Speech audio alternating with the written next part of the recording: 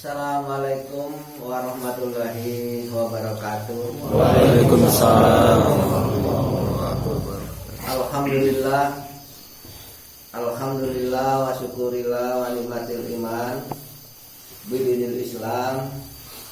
Asyhadu an la ilaha illallah wahdahu la syarikalah wa asyhadu anna Muhammadan abduhu wa rasuluhu. Qala Allah Ta'ala fil kitabil karim, a'udzu billahi minasyaitonir rajim. Bismillahirrahmanirrahim. Inna nahnu nuhyil mauta wa natubu ma qadamu wa asarahum wa kulla syai'in ahsaynahu fi imamin mubin.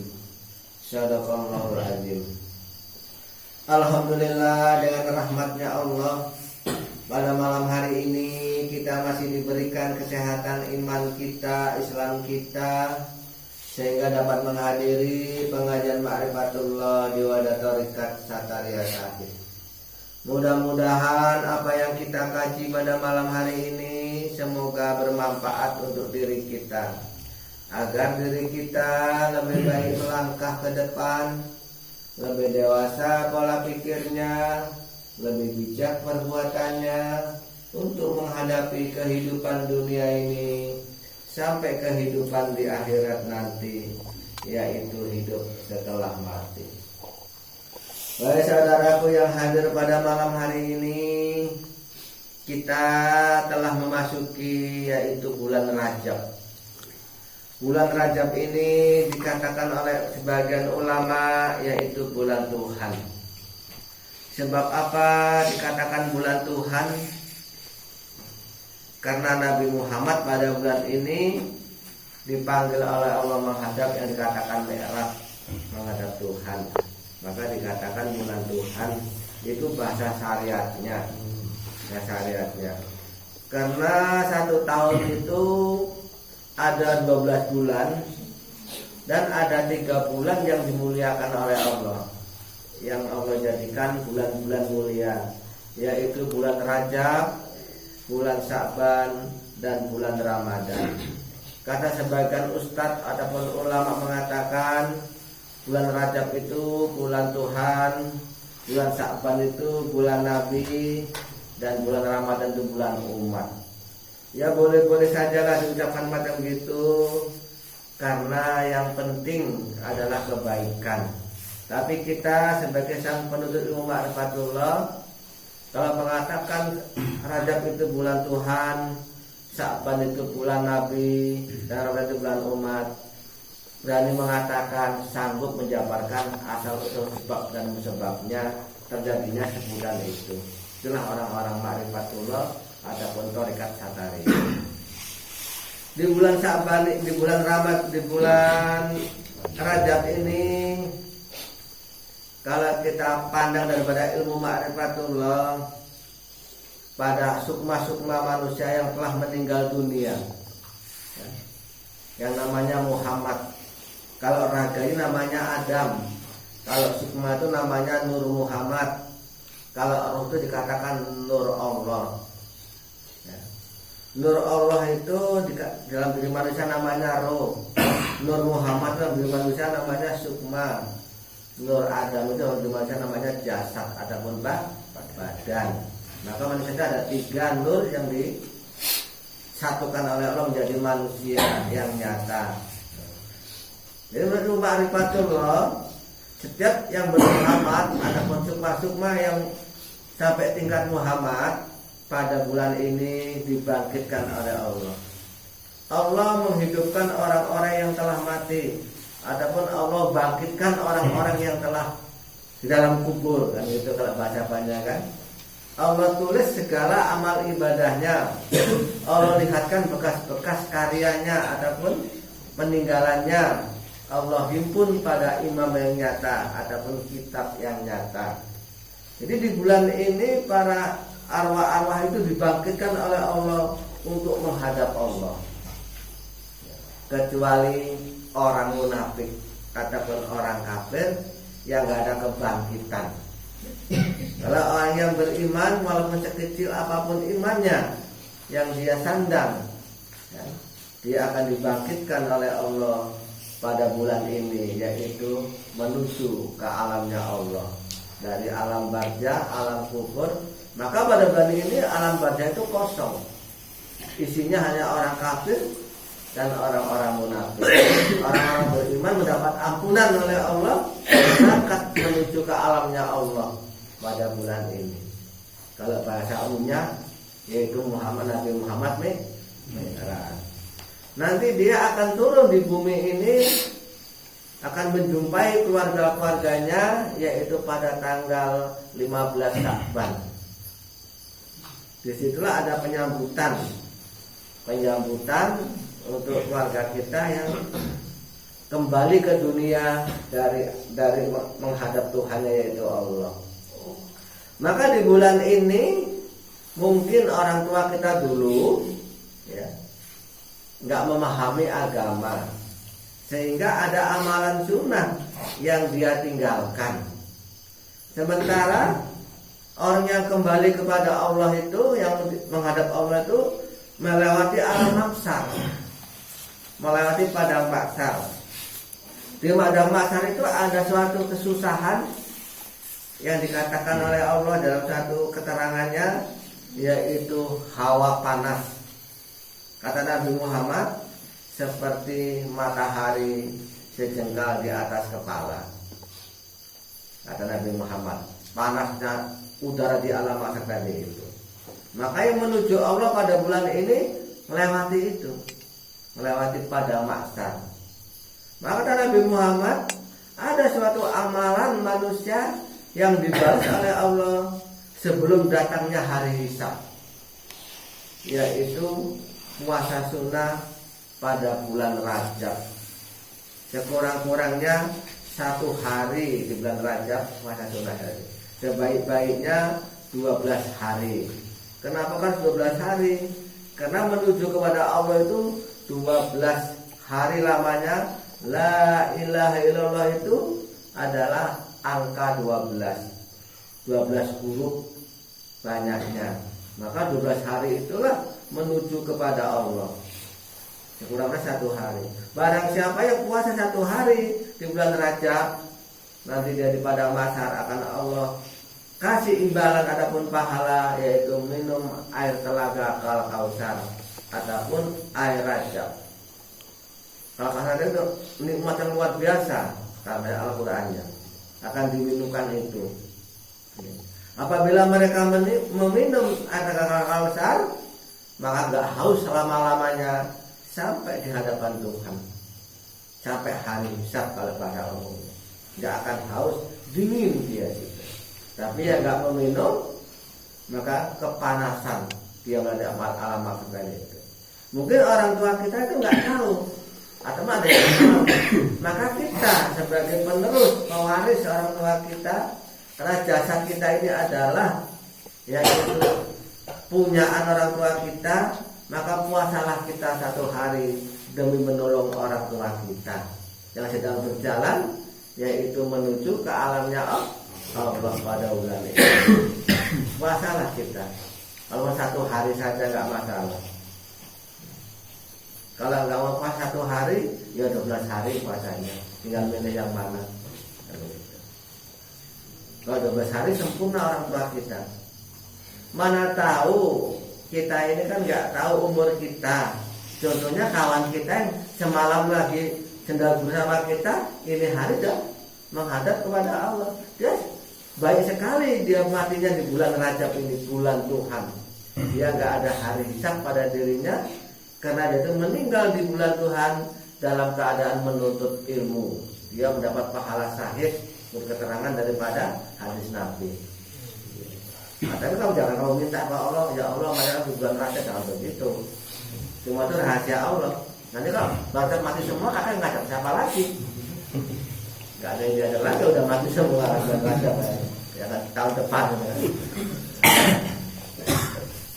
Itu mati bagus ya. Tapi orang-orang umum itu yang ditipu dengan iblis, yang ditipu oleh hawa iblis, dia mengatakan mati kecelakaan itu adalah mati jelek, mati jatuh di pohon kayu adalah mati jelek, mati harus kesini dikatakan mati. Setiap mati kecelakaan dikatakan mati yang buruk. Kata Nabi Muhammad, itulah mati yang terbaik di antara umat muslim di muka bumi ini, yaitu hadiah daripada Allah mendapat pahala syahid. Saya kata orang umum yang dibisiki dengan setan itu dikatakan mati jelek, kurang bagus, mati buruk. Kenapa? Biar kamu itu nggak dapat pahala syahid. Kalau nggak dapat pahala syahid, kamu pemiliknya adalah jin tadi. Kan itu. Yang milik kamu jin. Maka orang-orang yang beriman kepada Allah, yang sungguh-sungguh beriman kepada Allah, dan Allah itu menyuruh dirinya dari menuntut ilmu ma'rifatullah, dan dia diwafatkan oleh Allah itu sesuai dengan yaitu para sahabat Nabi, mati jihad, mati berdarah. Kalau bahasa Allah, ya orang mati berdarah itu dapat pahala syahid, seperti perempuan yang melahirkan, ya, itu dapat pahala syahid, kan? Seperti orang yang jatuh pohon kayu itu pahala syahid, orang yang hanyut di sungai pahala syahid, orang yang kecelakaan di dalam hidupnya tuntut ilmu itu dapat pahala syahid. Dikisahkan oleh Nabi Muhammad dalam satu hadisnya, ada orang yang betul-betul dojal, yaitu penjahat, dia tobat menuntut ilmu, ya, dia berjalan menuju ke rumah seorang guru, di tengah jalan itu meninggal dunia. Itu kata kisah-kisah yang kakek dengarkan, ya. Kakek pun nggak pala kali paham itu, tapi kakek dengarkan dari orang begitu. Di tengah jalan itu meninggal dunia, lalu dua malaikat itu turun untuk mengambil supaya tadi itu, yaitu malaikat neraka dan malaikat surga. Lalu orang itu berebut. Ini orang jahat, kata malaikat neraka. Orang jahat dari itu, orang jahat nggak pernah baik, ya. Ini hakku, aku yang membawa ke sana ke neraka. Tapi kata malaikat surga, aku disuruh oleh Allah menjemput orang ini, ya. Jadi orang itu bertengkar tentang masalah jenazah ini. Kembali dia menghadap Tuhannya, tetap ditanyakan, nah, ya Allah, bagaimana masalah ini untuk mengatasi orang ini? Ini orang surga atau neraka? Apa kata Allah? Diukur tempat dia meninggalnya dari rumahnya dan rumah yang dituju gurunya. Mana yang dekat di antara dua tempat tadi itu? Diukur oleh malaikat dari dia meninggal tadi, diukur ke rumahnya di sana jauh sekali. Diukur ke rumah guru yang mau datangi dekat sekali. Itulah kata Allah, itulah orang-orang yang mendapat ampunan oleh Allah, yang dikatakan mati syahid dalam menuntut ilmu, yaitu surga tempatnya. Maka malaikat surga yang membawa dia. Itu baru belum menuntut ilmu, masih mau menuntut ilmu. Jadi kalau kita udah menuntut ilmu, jadi mati bagaimana kita dapat pahala syahid. Kalau kita ini, maka Nabi Muhammad menyuruh kita menuntut ilmu itu dari ayunan sampai ke liang lahat, sampai saat matinya disuruh ngaji. Kalau bahasa sekarang, kalau bahasa dulu menuntut ilmu, kalau sekarang dari mulai kita lahir sampai kita mati disuruh dalam pengajian. Jangan malas ngaji. Nanti pas malas kamu mati macam mana? Kalau dari tadi rajin tuh tengok itu, ngajinya rajin, halwatnya pun selalu datang dia karena rajin, ikut pak gurunya. Itu orangnya. Maka Allah kasih hadiah. Namanya kita dulu matinya mati kecelakaan, tapi sekarang dia tersenyum melihat kita. Dia yang menang, kita belum tentu menang. Dia sudah menang, sudah mendapat suatu kemenangan, tapi kita yang masih hidup ini belum tentu. Kakek sendiri belum tentu menang. Ya kalau pas kakek senang mengajar kamu sama orang, kami ajarkan berangkat kemana-mana. Kalau pas malah di rumahnya, tahu-tahu nanti timbul rasa malas, mati pula. Ini yang kita takut. Maka di bulan ini para arwah-arwah yang udah dalam alam barzah dibangkitkan oleh Allah menuju ke alamnya Allah. Itu melewati alam maksar 12 hari lamanya. Lama sekali. 12 hari lamanya, maka disuruh puasa 12 hari di bulan Rajab. Jadi orang tua kita yang ada opung kita yang belum tahu hal agama ini, ya kita yang menolong dia. Karena kita sebagai pewarisnya. Puasalah kamu 1 hari untuk mereka. Maka nanti kamu besok mati dibantu oleh anakmu, dibantu oleh anakmu puasa. Maka sebelum mati kamu puasa juga. Puasa untuk dirimu dan untuk leluhurmu kan begitu. Puasa itu pada bulan ini. Dan nanti para arwah itu akan turun ke muka bumi ini pas pada 15 Sya'ban. 15 Sya'ban. Disitulah hari rayanya para arwah. Jadi kita disuruh menyambut mereka dengan sukaria. Kita korbankan raga kita, kita korbankan harta kita, dan kita korbankan jiwa kita demi orang tua kita. Apa itu raga? Kita datang ke tempat yaitu turunnya para arwah, yaitu pada imam yang nyata, tapi imam mubin, pada imam yang nyata. Dan kita korbankan harta kita, kita tek-tekan beli lembu, kan, untuk nyembelih lembu. Karena mungkin orang tua kita dulu itu pernah berjasa kepada kita ketika kita menghadapi hari haji. Dia 1 bulan penuh mencari duit, dikorbankan dirinya, semua dikorbankan demi anaknya, agar anaknya punya baju baru, agar anaknya punya sangu, punya makan enak. Jangan sampai kawannya bersenang-senang, anaknya itu sedih karena nggak punya apa-apa. Dia 1 bulan penuh korban gitu. Bahkan kerja penuh lembur. Bahkan ada yang ketakutan nanti nggak bisa bayarkan anaknya, dia mencuri, ada yang dikorbankan agamanya demi untuk anak. Itulah hebatnya orang tua dulu kepada kita, menghormati kita ketika datangnya hari raya Idul Fitri, hari besar makan-makan. Dan sekarang ada hari raya arwah di 15 Sya'ban, hendaknya kita berjasalah balas mereka tadi itu. Karena kita datang ke sana, kita korbankan harta, nyembelih lembu, dulu nyembelih ayam orang tua kita, kita nyembelih lembu untuk orang tua kita. Dulu kita nyembelih ayam untuk kita kan. Ada yang beli kambing, dan kalau lembu jangan dibeli, jarang disembelih dulu, jarang dipotong. Ya, kita sekarang nyembelih lembu lah, korban lembu untuk orang tua kita. Jiwa kita korbankan, kita beribadah dari mulai maghrib sampai subuh. Jiwa kita korbankan. Jangan malas-malas, jangan bermain-main di situ. Kalau kamu nggak mau sholat di sana karena kamu nggak tahu, nggak tahan sholat, di tukang parkir, korbankan tenaganya, jasadnya. Ikut masak ke dapur, korbankan tenaganya, jiwanya nggak tahu, jiwanya, raganya. Dan jiwa, raga dan harta dikorbankan demi orang tua. Barulah nanti orang tua tadi senang nengok kita, doanya pun bagus terhadap kita. Kita tergolong orang-orang yang soleh, anak-anak yang soleh. Banyak orang-orang yang katakan yang tadi itu orang yang ahli ibadah. Banyak mengatakan begitu.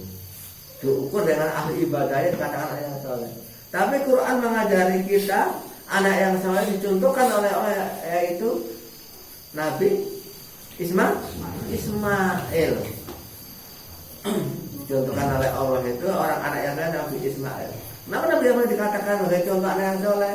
Dia mengorbankan nyawanya, dirinya semua dikorbankan demi orang tuanya. Dia mau disembelih rela. Ya, dia ditinggal di gurun Sahara tanpa bekal makanan, rela. Enggak kritik orang tuanya. Kalau anak sekarang malah kritik ya. Enggak dikasih wasangga kritik, ngajak ikut sama keluarganya. Ismail ditinggalkan di gurun Sahara dalam keadaan kehausan, kelaparan, enggak ada apa-apa. Lihat timbulnya sekarang air jam-jam, sumur jam-jam.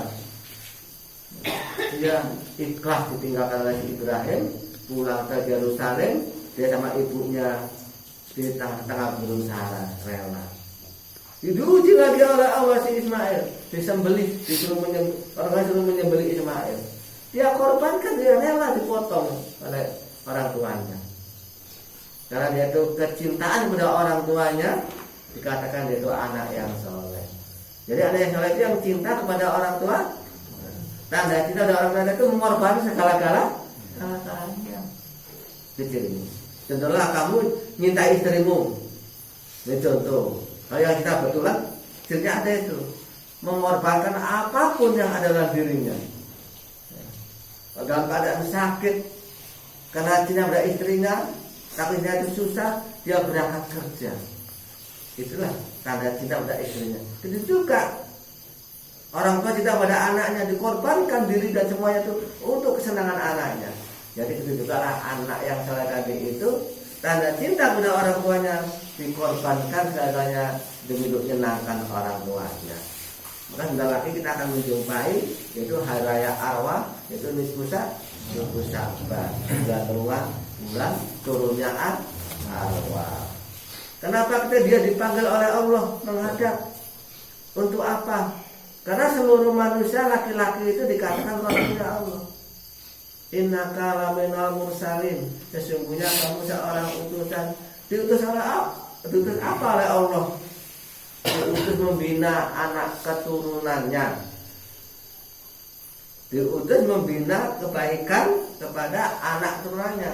Atau untuk mengajari agama kalau bahasa kasarnya kepada anak turunannya.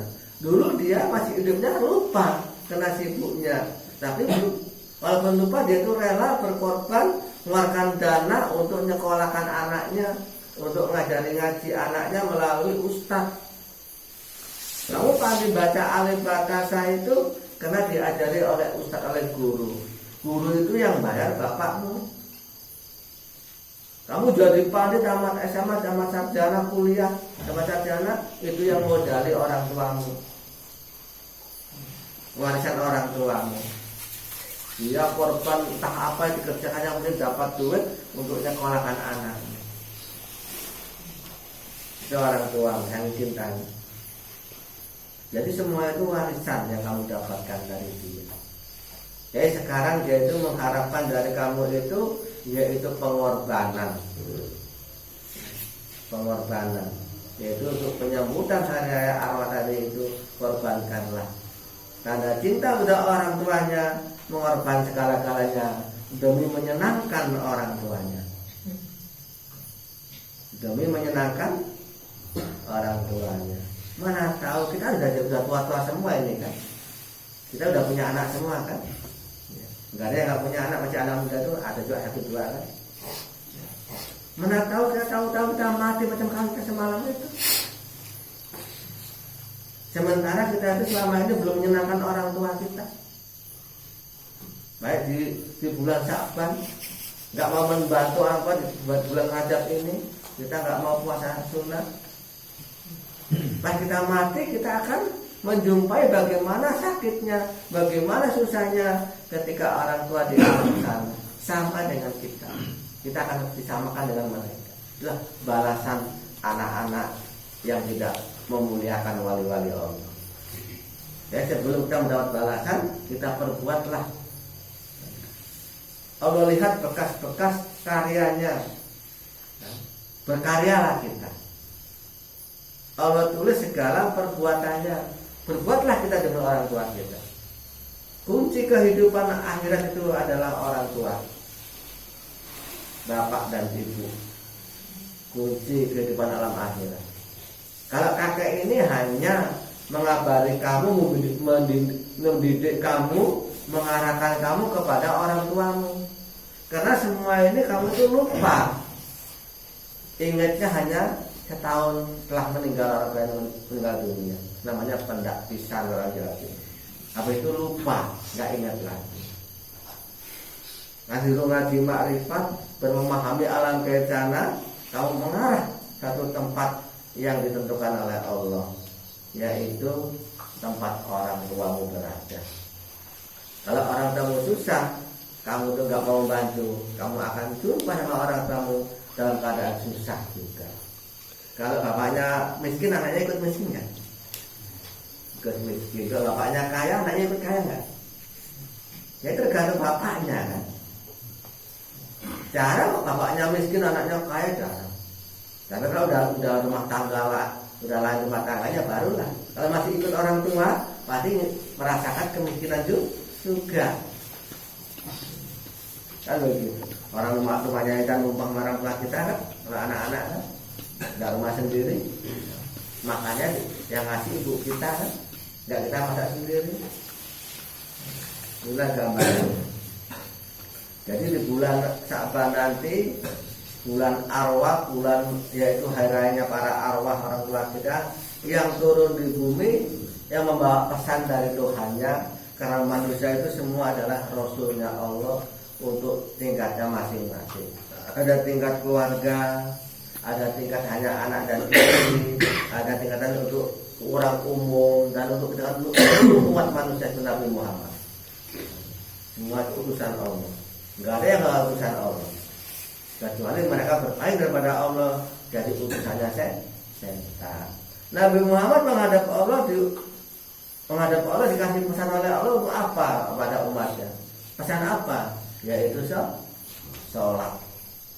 Tapi kalau orang tua kita menghadap Allah dikasih pesan oleh Allah pada anak-anaknya, yaitu disuruh puasa di bulan Ramadan. Maka yang menyuruh puasa itu orang tua kita yang sudah kembali kepada Allah. Maka dikatakan puasa itu adalah untukku. Kalau Nabi Muhammad menyuruh umatnya sholat. Tapi kalau orang tua kita menyuruh anaknya puasa. Kan begitu. Jadi nanti di bulan Ramadan puasalah kamu, karena itu perintah orang tua. Nanti kalau nggak puasa, nggak mau puasa, nanti kamu akan didenda oleh orang tua. Karena puasa itu untuk orang tua. Puasa itu untukku, kata orang tua. Kalau bahasanya untukku itu untuk Allah, katanya. Masa Allah perlu puasa umatnya. Jadi untukku itu untuk orang-orang yang sudah kembali kepada Allah. Untuk wali-wali Allah, kalau bahasa ma'rifatnya dikatakan untukku. Jadi puasa itu untuk wali-wali Allah, untuk orang tua itu sendiri. Jadi kalau kamu di rumah, kan, ibumu itu ngasih makanan terhadap adik-adikmu dan kamu dan orang tua ayahmu, dibagi-baginya. Bagian orang tuamu kamu makan. Kira-kira ibumu itu marah nggak? Marah ibunya. Orang tuamu, bapakmu itu marah nggak? Marah. Pulang dari ladang makan habis sama anaknya, marah. Jadi di bulan, dalam 1 tahun itu 12 bulan, hanya 1 bulan orang tua kita itu minta terhadap kita makanan, yaitu yang dimakan di tengah hari itu yang diminta untuk dia. Puasa itu untukku. Ya. Pagi boleh makan sebelum subuh, sore boleh makan sesudah maghrib, tapi tengah hari nggak boleh makan karena itu milik orang tua kita yang telah meninggal dunia.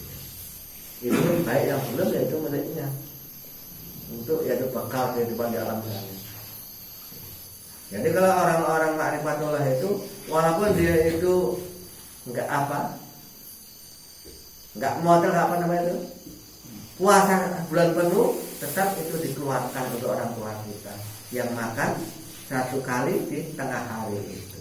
Tapi kalau orang-orang syariat, kalau nggak batal puasanya, nggak bayar fidyah. Tapi kalau orang-orang makrifat, walaupun nggak batal puasanya penuh, tetap yang dimakan tengah hari tadi itu dikeluarkan untuk yaitu orang tua kita yang telah meninggal dunia. Karena jadi jauh-jauh datang ke alamnya Allah hanya menerima pesan puasa untuk anak-anaknya. Nabi Muhammad datang ke alamnya Allah menerima pesan sholat untuk umatnya. Maka puasa itu, Ramadan itu bulan umat, bulan anak-anaknya orang tua kita, bulan kita. Jadi kerjakanlah puasa di bulan Ramadan, dan berkorbanlah di bulan Sya'ban, dan puasalah di bulan Rajab. Barulah kita akan dimuliakan oleh Allah, karena kita itu telah memuliakan bulan-bulan yang dimuliakan oleh Allah. Kira-kira mengerti ini kan? Kakek nggak nyuruh kamu yakin tentang masalah hal ini, karena ini di luar akal manusia. Ahli-ahli hukum, ahli kritik, kakek itu nggak nyuruh kamu itu meyakini ataupun membenarkan. Tapi suatu saat nanti apabila kamu meninggal dunia masih alam gaib, akan kamu jumpai apa yang diomong kakek. Akan kamu jumpai.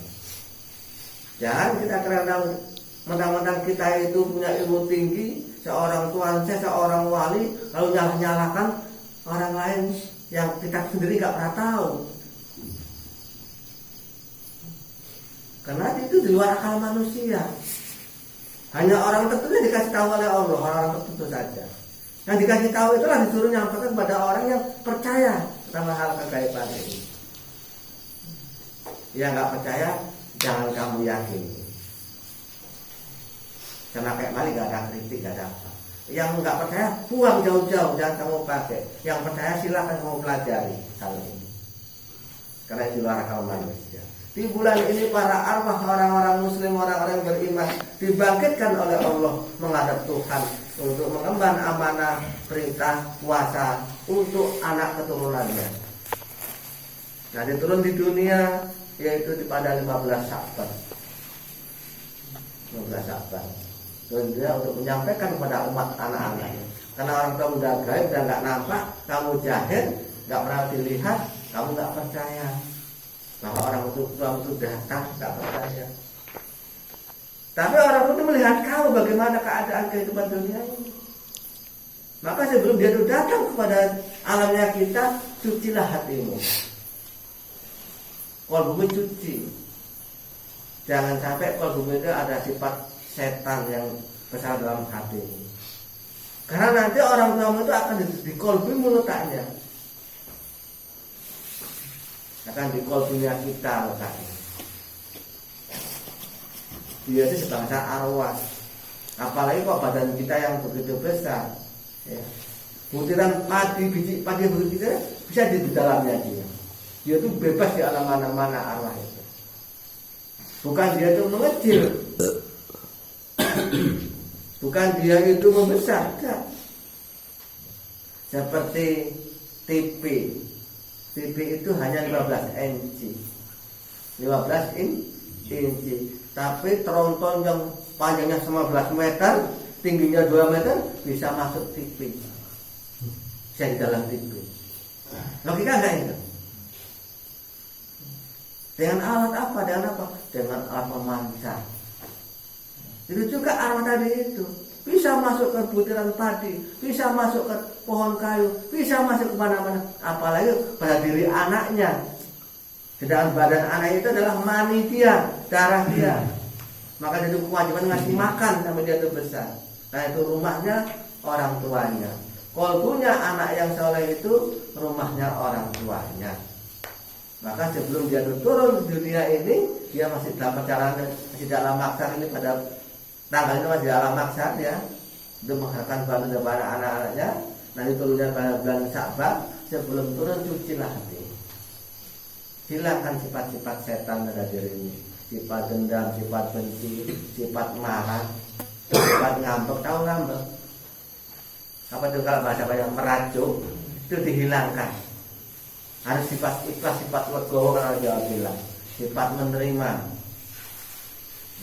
Nanti kalau hatimu itu betul-betul sifatnya itu hilang daripada sifat setannya, itu jadi surga untuk orang puasa. Tapi kalau hati itu masih ada sifat setannya, sama saja orang tuamu dimasukkan satu ruangan bersama singa, bersama macan. Kira-kira mau kan? Mau nggak kamu betul? Kamu dimasukkan suatu tempat kandang sama tidur sama macan, makan sama macan, tapi kamu dicakar. Untuk kamu nggak dimakan begitu. Karena setan itu sama arwah orang tua itu bermusuhan. Setan itu sama arwah orang tua bermusuhan. Jadi kalau kamu mau ke sifatnya setan, setan ada pada hatimu.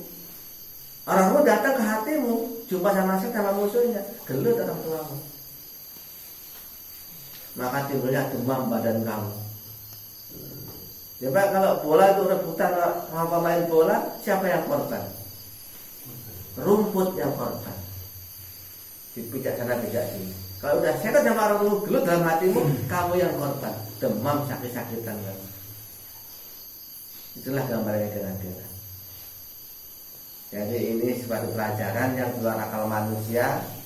Ya gak kakek kutip mendalam dalam firman dan hadis, kakek gak ahlinya. Tapi yang yakin silakan pelajari. Datang pada kakek pelajari ini. Kalau gak yakin buang jauh-jauh. Jangan dikritik hal ini. Buang jauh-jauh. Karena ini bukan kajian biasa. Bukan kajian orang-orang yang berakal.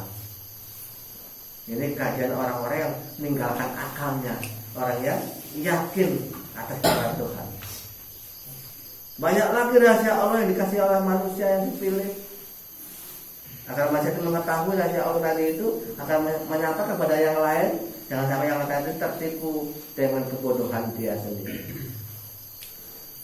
Termasuk di bulan Rajab ini dikatakan bulan Tuhan, bulan benar, bulan dikatakan bulan Tuhan. Karena para Muhammad menghadap Tuhan. Wujudnya Nabi Muhammad. Tapi cuma manusia itu Nur Muhammad. Kan begitu. Berarti marifatnya. Kata syahid Nabi, setiap yang hidup itu bermuhammad. Muhammad itu bapaknya Arwah, anak Abu Arwah. Akulah bapak dari kalian hidup. Bapak Sukmamu kalau bahasa Asia begitu. Jadi kita betul-betul ini bantu orang tua kita. Yang belum puasa silakan besok puasa. Tapi harus ikhlas. Harus ikhlas puasanya. Ya. Jangan sampai nggak ikhlas. Karena untuk menolong orang tua tadi harus dingin udara sejuknya iman kita. Kayak dihadapi ini pada maksar para arwah-arwah yang dipanggil oleh Allah. Pada maksar itu tempat yang cukup panas sekali. Kata Nabi Muhammad, seperti matahari ditempel di atas kepala. Tapi ada amalan yang mendinginkan alam itu, yaitu puasa Rajab. Sekurang-kurangnya satu hari. Sebaik-baiknya 12 hari. Nanti itu juga ketika orang tua turun ke dunia ini di bulan Syaban itu ada amalannya untuk menyambut agar dia itu bahagia. Cobalah, bupati saja masuk ke kampungmu kamu hormati. Bupati turun ke kampungmu, kamu sibuk untuk menghormati. Di pinggir jalan kamu berdiri nunggu dia tuh lewat. Apalagi presiden datang ke kampungmu, luar biasa. Kamu tinggalkan ngasih nyayur, gosong sayurnya, hangus sayurnya. Kamu masak, kamu gara-gara perjalanan lewat di depan rumahmu, kamu tinggalkan semua itu. Menghormati presiden sedang datang ke kampung kita, mau ingin mencium tangannya. Masa lebih daripada orang tuamu yang telah kembali kepada Allah, menghadap Allah, turun ke dunia kepada anaknya. Bayangkan itu. Dari yang maha tinggi dia berada turun ke dunia ini untuk menyelamatkan anak-anak keturunannya, agar mereka tadi itu bisa sama dengan dia lagi seperti di dunia dulu. Maka kerjakan amal itu. Bulan Syaban itu ada amalan dari mulai maghrib sampai subuh amalannya. Nanti siang hari suruh puasa satu hari, yaitu puasa Syaban. Nanti di bulan Ramadan ketika orang tuamu di dunia ini, kamu harus menghormati mereka. Maka makanan dia nggak boleh kamu makan di sana, karena dia ada di dunia. Dan buat sajian jangan. Apa dia betul-betul puasa. Kalau nggak mampu bayar fidyah. Kalau nggak mampu. Tapi puasa, tahankan puasa dulu bagaimana sanggupnya. Jangan nyerah sebelum perang. Tahu-tahu bangun tidur, nggak puasa apa? Nggak tahan. Puasa dulu sampai kapan kamu tahannya? Berapa tahan? Nggak mampu lagi bayar fidyah. Sanggup fidyah demi orang tua kita. Karena kita pun bakal tua, bakal mati juga sama dengan dia. Bakal mengharapkan yaitu amal anak-anaknya. Maka kita didik anak kita ini dalam satu thariqat ini, kita kita budayakan pengajian ini sampai nanti kita tuh mati yang adalah anak kita lihat. Macam pakai ini udah 3 generasi di kampung Tumora. Dari Kiai Kaisan tidak mau jamak pindah ke kakek. Itu masih kecil kakek dulu itu masuk Kiai Kaisan ramah kayak udah ngapain? Itu macam tahun 60-an dulu. Kan neraka, kan udah tinggal dunia dia diganti oleh anaknya Sulami Jamal. Dan tinggal dunia juga ganti oleh kayak malu. Untung-untung nanti kayak malu nggak ada, anak-anakmu yang ganti kebaikan ini. Punya kesempatan semua jadi wali Allah, walaupun hanya untuk istri dan anaknya. Ya kan? Kan wali Allah itu kan. Ya nggak apa-apa daripada kamu sana sendirian. Dikatakan perempuan dan dikatakan laki-laki enggak. Kalau perempuan ada suaminya, kalau laki-laki ada istrinya. Kan susah nanti kamu orang apa perempuan? Maka kamu dijadikan laki-laki, waladun, ataupun Adam bahasa Ibrani-nya untuk mendidik perempuan dan anak-anaknya dalam satu rumah yang bahagia.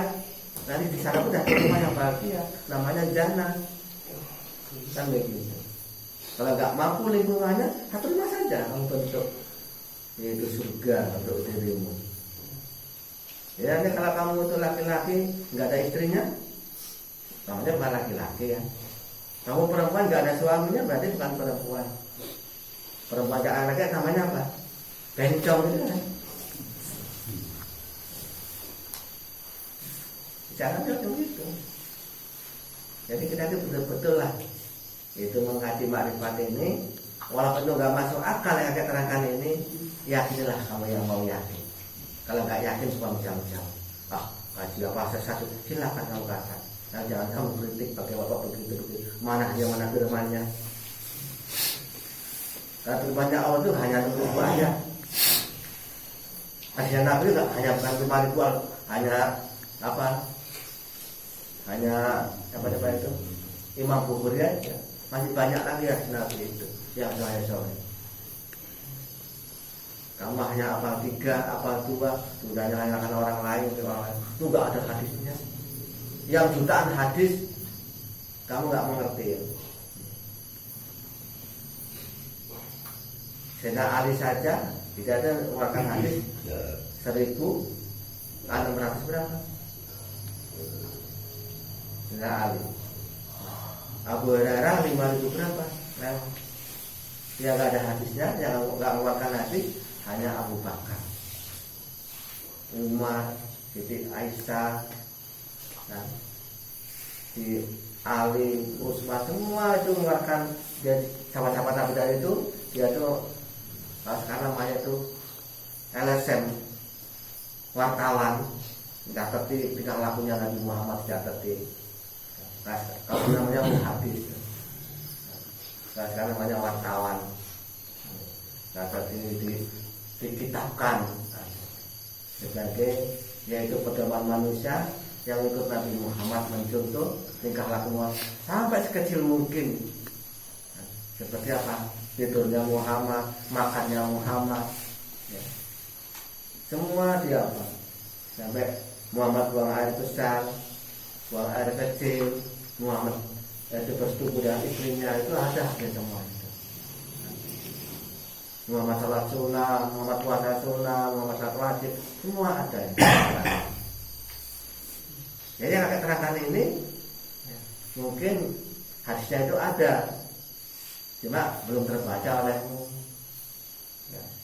Belum terbaca oleh kamu itu apa bahwa di bulan ini adalah bulan Tuhan, bulan Muhammad menghadap Tuhan. Kalau bahasa kamu Muhammad yang di kota Mekah sana. Kalau bahasa makrifat Muhammad itu sukma kamu. Nurnya Allah itu roh kamu. Nurnya Muhammad sukma kamu. Nurnya Adam jasad kamu. Jadi kamu itu trimurti, 3 menjadi satu. Brahma, Wisnu, Siwa, ada bahasa Hindunya begitu. Kata orang-orang mereka. Sang pencipta, sang pelihara, dan sang perusak. Jadi kamu ada yang perusaknya enggak? Tanya ya, enggak ada. Yang merusak siwanya yang dibesar-besarkan. Ya, enak-enak ayam tidur untuk bangunin kamu subuh. Syukurilah, suruh salat subuh. Kalau kamu tangkap, kamu potong. Dia disuruh oleh Allah bangunin kamu, sayang pada majikannya. Ya. Jam 4 dia nyaruh, syukurilah. Disuruh bersyukur, suruh bersyukur. Kalau kamu tangkap, kamu potong. Itulah siwa tadi, sang perusak dan Opumu nanam durian, cucu nanti makan durian, kamu potong, kamu jual pohon duriannya. Opumu itu nanam durian, akan cucu itu makan durian. Tahu-tahu kamu potong demi hanya puluhan jutaan saja, kamu korbankan opumu bersedekah. Kamu potong pohonnya habis, hanya opungnya gak ada amalan lagi. Nangis opungnya. Kenapa kok nangis? Karena sedekah jariahnya dihapus oleh cucunya, dipotong duriannya, dijual batangnya, nggak berbuah lagi. Maka boleh potong durian, boleh potong pohon kelapa, boleh potong buah-buah yang ditanam oleh orang tua kita, opung kita, tapi tanam dulu gantinya sampai buah, baru silakan potong. Kata opung, inilah gantinya bu, tak tanamkan pohon durian lagi. Punya opung tak minta gitu. Ini tanah aja belum kamu potong dulu bang. Itulah gambaran manusia sekarang ini. Dalam diri manusia itu ada nurnya Allah, ada nurnya Muhammad, ada nurnya Adam. Nur Adam jadi jasad, nur Muhammad jadi sukma, adapun jiwa, nur Allah jadi ruh, adapun arwah, adapun nyawa. Dan itu juga di dalam satu bulan tadi itu ada bulan Tuhan, ada bulan Nabi, dan ada bulan umat, kan begitu. Bulan umat nyiksa jasad, nggak boleh makan. Kan bulan Nabi disuruh muliakan jiwa, nyenangkan jiwa, kan begitu kan. Bulan Tuhan disuruh apa? Disuruh nolong arwah orang tua kita. Yang sedang berjalan di padang masa menuju ke Tuhan. 12 hari lamanya. Kalau nanti kamu nunggu hari kiamat pada padang masa, itu jutaan tahun. Baru bisa lewat sampai hari hujan baru bisa lewat. Tapi sekarang ini bulan Nabi ini karena kepentingan Allah yang memanggil para arwah, makanya 12 hari dilewati, yaitu padang mahsyar ataupun alamat mahsyar. Ya alamat itu sudah ada kan. Sebelum kiamat sudah ada. Sebelum ada bumi dan langit sudah ada nama mahsyar. Sudah ada. Sebelum kamu itu ada nama mahsyar. Sebelum market itu ada, sudah ada nama mahsyar. Kalau kamu ingin tahu alam sana itu, siapa yang mencipta alam semesta ini? Siapa yang menciptakan alam mahsyar? Siapa yang menciptakan semua ini? Seperti malaikat, seperti hewan, seperti tumbuhan. Kalau bahasa orang umumnya Allah, nggak kakek salah. Karena hanya itu dia tahunya. Saya bagaimana nyalakan orang yang nggak tahu. Tapi andai kata kamu pelajari, kamu tinggalkan jasadmu, kamu pakai ruhmu untuk masuk ke alam gaib sana. Siapa yang sakti yang menciptakan alam semesta ini? Baru ada jawaban. Tinggalkan badanmu, masuk ke alam ruh, sukmamu masuk ke alam dan kekuatan ruhmu. Siapa yang menciptakan alam dunia ini? Siapa yang menciptakan malaikat? Baru kamu menyadari siapa yang menciptakan itu. Kamu menyaksikan sendiri. Itu sawit itu bisa lebat buahnya, kamu jadi orang kaya. Itu karya siapa? Hebatmu karena kamu tuh rajin gitu. Kalau bahasa umumnya itu karena Allah. Kalau bahasa umumnya, ya boleh-boleh saja begitu lah. Dan juga karena orang tuamu itu adalah walinya Allah untuk anak-anaknya. Dia tuh membahagiakan, dia tanggung jawab sampai dunia dan akhirat. Gitu. Maka dia sudah mati pun masih berperan untuk membahagiakan dirimu. Jadi hebatnya kamu jadi orang kaya, jadi punya ladang lebar, punya truk, punya apa, pabrik, betuli mobil apa itu karya orang tuamu dalam gaib sana. Ketika kamu tuh buka mesin mobil, kamu bingung macam mana ini, siapa yang masih tahu? Dan berasa itu begini, itu orang tuamu yang masih tahu, leluhurmu yang masih tahu. Disuruh mupuk pohon sawit, siapa yang nyuruh kamu itu? Itu orang tuamu. Cuma itu nggak masuk akal. Ketika manusia itu belum punya jasad, masa itu sakti. Sakti luar biasa. Kalau bahasa Al-Qurannya, minyaknya saja percaya apa nggak tersentuh api. Nur di atas nur. Enggak bahasa Arabnya begitu. Minyaknya saja percaya apa nggak tersentuh api. Jadi manusia itu sakti luar biasa sebelum punya jasad. Sekarang dikurunglah kamu jadi lembek, jadi lemah. Ada kurungannya, ada rangkanya ini. Coba kamu belajar meninggalkan rangka ini. Sakti itu. Kalau kamu pakai badan, kamu ke medan sana 3 jam naik mobil. Kalau tinggalkan badan ini hanya ketik saja sampai sana. Itulah gambaran tadi. Jadi pulang ke pangkal tadi, kalau dia tak menyimpang ke pangkal tadi. Adalah kakek ini yang dikatakan bulan Tuhan, bulan Nabi dan bulan umat. Itu kisahnya dari dikatakan begitu. Di bulan ini para arwah, para Muhammad dipanggil oleh Allah menghadap. Nanti bulan Syaban Muhammad turun ke dunia. Mereka katakan bulan Nabi.